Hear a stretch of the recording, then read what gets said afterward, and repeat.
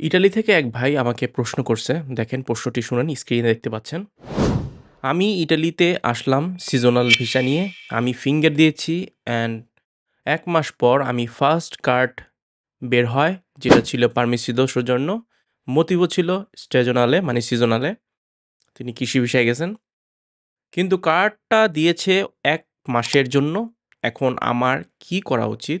And আমি কি ফ্রান্সে গিয়ে আন্ডার ১৮ কেস মারতে পারবো? বিষয়টা একটি লিগ্যাল অ্যাডভাইসর কাছে আপনার জানা উচিত ছিল।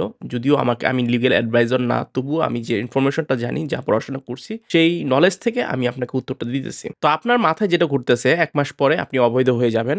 আসলে বিষয়টা তেমন না। আপনি কাজের মেয়াদ যতদিন ১ মাস আছে আপনি এটা এক্সটেনশন করতে পারবেন। সবচেয়ে ভালো হচ্ছে মালিক ধারা, এটা এক্সটেনশন করতে পারবেন বা আপনার যেহেতু আপনার সামনে আবার ক্লিক ডে আছে, সেখান থেকে আপনার কনট্যাক্টটা আ কনভারসেশন এ যেতে পারবেন। ঠিক আছে?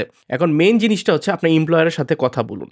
আপনার এমপ্লয়ারের সাথে কথা বলে বা লিগ্যাল কোনো লয়ার ধরুন, যেটার মাধ্যমে আপনি এটা এক্সটেনশন করতে পারবেন এবং হয়তোবা আপনি কনভার্সন এও যেতে পারবেন মালিক ধারা।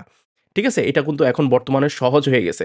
এত কঠিন জটিল বিষয় না। আর আপনি যেটা বললেন স্পষ্টভাবে, যেটা হচ্ছে ফ্রান্সে গিয়ে আন্ডার ১৮ কেস মারবেন। মানে আপনি ফ্রান্সে যেতে চাচ্ছেন। আ আপনার মনে হচ্ছে যে এখানে হবে না। এখন মোস্ট ইম্পোর্টেন্ট ব্যাপার হচ্ছে আপনি তো ইটালিতে একটা ফিঙ্গার দিয়েছেন, ঠিক না? আপনি মাইনরিটি হিসাবে ফ্রান্সে আবেদন করলেন। কিন্তু আপনি এখানে আশ্রয় চাইলে ফ্রান্স আপনাকে তৎক্ষণাৎ ইতালিতে পাঠিয়ে দেবে। বিকজ ডাবলিন এর রেগুলেশন এ পড়ে গেলেন। এখন ডাবলিন মানে ট্রান্সফার করে দেবে আপনাকে ইটালিতে। এখন ইটালিতে যদি একবার আপনাকে আবার ট্রান্সফার করে দেয়, সেক্ষেত্রে কিন্তু আপনি একুলো হারাবেন, সেকুলো হারাবেন। বিকজ আপনার যে সৌজন্যটা আছে ওইটাও ইনভ্যালিড হয়ে যাবে এবং আপনার যত বৈধ ডকুমেন্টস আছে সবগুলো ইনভ্যালিড হয়ে যাবে। আপনি বৈধও আছেন। তো সেই ক্ষেত্রে আপনার এটাই উপযুক্ত হবে, সেটা হচ্ছে এক্সটেনশন করা আপনার কন্ট্রাক্টটা অথবা কনভারসেশন করা। বিকজ সামনে আ কনভারসেশনের সুযোগ থাকে। ঠিক আছে? সামনে যেহেতু আবার আরেকটা ক্লিক ডে আছে, মালিকের মাধ্যমেই সেটা কনভারসেশন করতে পারবেন এবং অন্য কোনো কনট্যাক্ট ধারাও সেটা কনভারসেশন করা পসিবল। ঠিক আছে?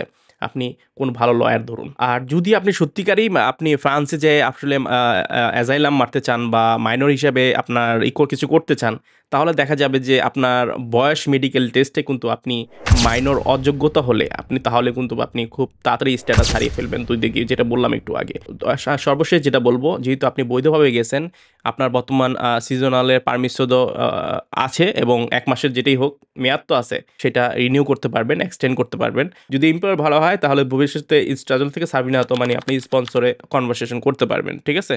আর এটা যেহেতু ২০২৬ সালে লিখিত ফ্লুসি আছে, তো সে আন্ডারও আপনি করতে পারবেন। বা এটা আরো অনেক পদ্ধতি আছে। লিগ্যাল কোনো উকিল বা অ্যাডভাইসর দিয়েও আপনি এই ইনফরমেশন দিতে পারবেন। যেহেতু আমি লিগ্যাল অ্যাডভাইসর না, তাই আমি বলতে চাচ্ছি ইটালি থেকে পালিয়ে গিয়ে আপনার লাভ হবে না। আপনি যদি অ্যাজাইলাম মারেন তাহলেও সেটা আপনার জন্য আসলে আরো খারাপ হবে। আর বর্তমান তো অবস্থা জানেনই, অ্যাজাইলাম মারায় যারা, তাদের যে এখন অবস্থাটা।